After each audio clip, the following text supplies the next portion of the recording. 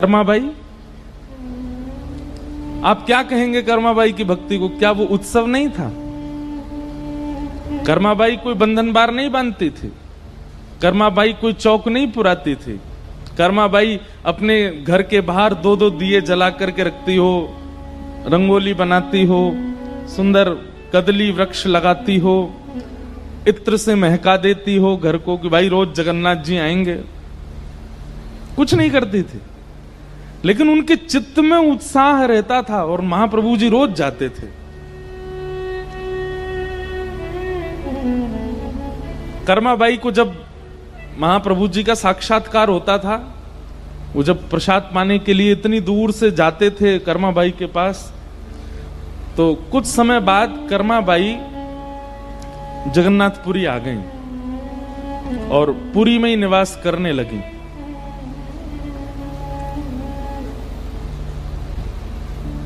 तो आज भी ऐसा नियम है पुरी में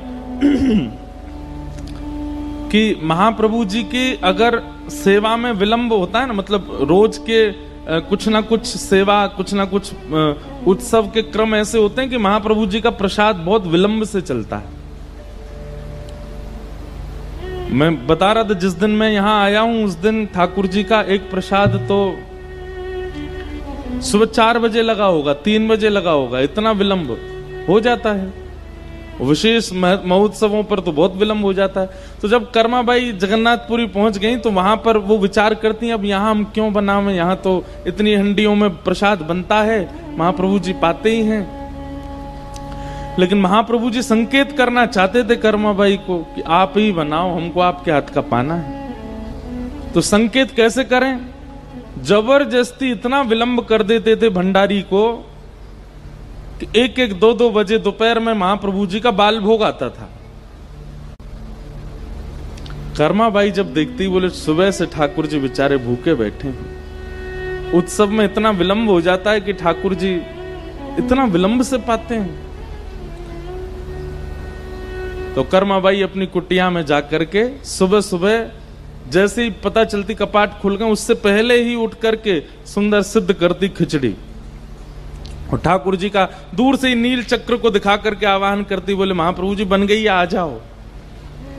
और जैसे ही आवाहन करती थी ना, इतने में ही बगल की गली से ही मटकते भय मोटे से जगन्नाथ जी आ जाते थे और जल्दी आके बैठते। बलभद्र जी भी आते, सुभद्रा जी भी आते, प्रेम से पाते।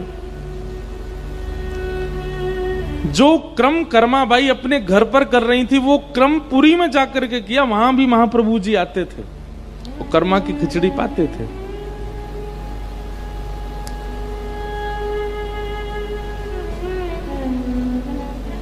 एक बार किसी महात्मा को, मतलब पूरे जगन्नाथपुरी में ही प्रसिद्ध हो गई थी कर्माबाई कि भाई इनके यहां महाप्रभु जी आते हैं।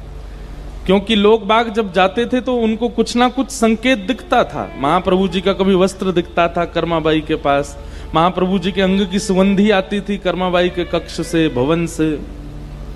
तो लोगों को यह बात सिद्ध हो गई थी, पता चल गई थी कि महाप्रभु जी आते हैं। तो एक बड़े विद्वान महात्मा गए और वो जाकर के कर्माबाई से बोले, ठाकुर जी आते हैं आपके यहां पर? बोले हाँ आते हैं सुबह। कैसे बनाती हो आप प्रसाद? बोले मैं तो ऐसे चूल्हा धर देती हूँ, उस पर मट्टी का बर्तन धर देती हूँ, ऐसे उसमें खिचड़ी, चावल, दाल ये सब डाल देती हूँ, ऐसा सब अपना रीति।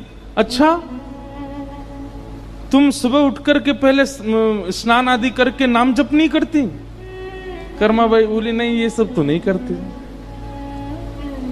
तिलक स्वरूप नहीं लगाती? बोले नहीं नहीं, ये तो नहीं करती। अब वो महात्मा बोले, ओहो ठाकुर जी आ रहे हैं, ये तुम्हारे पूर्व का कोई प्रारब्ध है, नहीं तो जिस प्रकार से तुम कर रही हो इस प्रकार से तो ठाकुर जी को नहीं आना चाहिए। कर्मा, ये तेरे पूर्व जन्म का प्रारब्ध है कि ठाकुर जी आ रहे हैं, जिस दिन वो प्रारब्ध पूरा हो गया फिर नहीं आएंगे ठाकुर जी। कर्माबाई डर गई, नहीं आएंगे ठाकुर जी? बोले नहीं। बोले क्या करना पड़ेगा? तो महात्मा ने लंबी चौड़ी लिस्ट बताई, 3 बजे उठो, उठ करके स्नान करो, फिर महोदधि जाओ, समुद्र में स्नान करो, फिर वापस आओ, आकर के फिर शुद्ध जल से स्नान करो, फिर उसके बाद ये नाम जप करो, इस दिशा में बैठ करके आसन लगा करके वहां पर बैठ करके थोड़ा ध्यान करो, फिर उसके बाद चंदन घिसो, चंदन घिस करके तिलक स्वरूप करो, 12 अंगों पर तिलक धारण करो, गले में कंठी माला पहन करके रहो, आदि आदि इतने नियम बता दिए। कर्मा बाई सब लिखती गई, अच्छा ठीक है।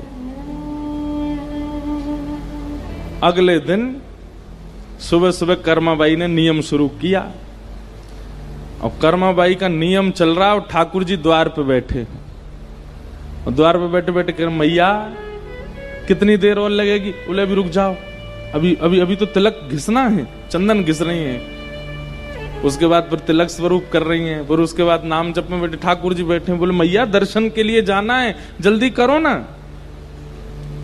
कर्माबाई बोली रुक जाओ, अभी अभी मेरे को करने दो। आज ठाकुर जी भूखे ही लौट गए, क्योंकि मंदिर में मंगला आरती होने लगी। ठाकुर जी दौड़े,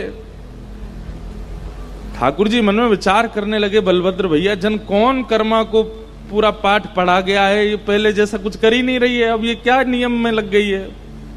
सुभद्रा जी बोली क्या नियम में लगी? ये सब नियम आपने ही वेदों में बताए, वही नियम कर रही है। बोले वो सब ठीक है, पहले से नियम में लग जाए तो नियम करे, पर कर्मा तो शुद्ध चित्त वाली है, कर्मा के तो हृदय में उत्सव चलता रहता है, उसके लिए इतनी आवश्यकता नहीं है, वो क्यों इतना विलंब करती है? आज भूखा रह गया मैं,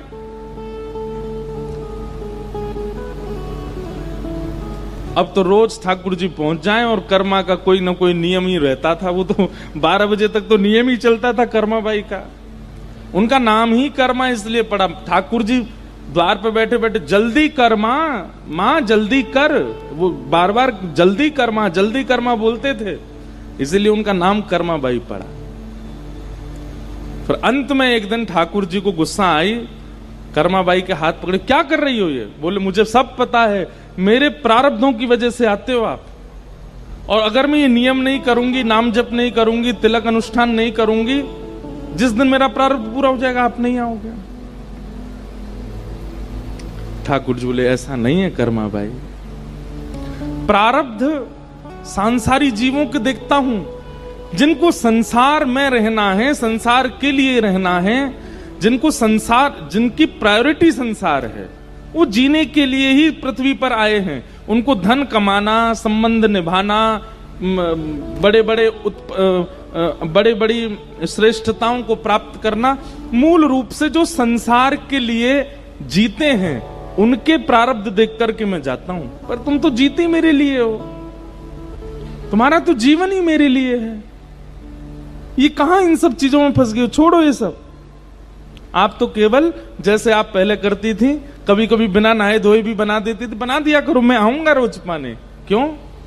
क्योंकि कर्मा बाई के चित्त में उत्सव था। कर्मा बाई के पास व्यवस्था नहीं है, वो चित्त का उत्साह,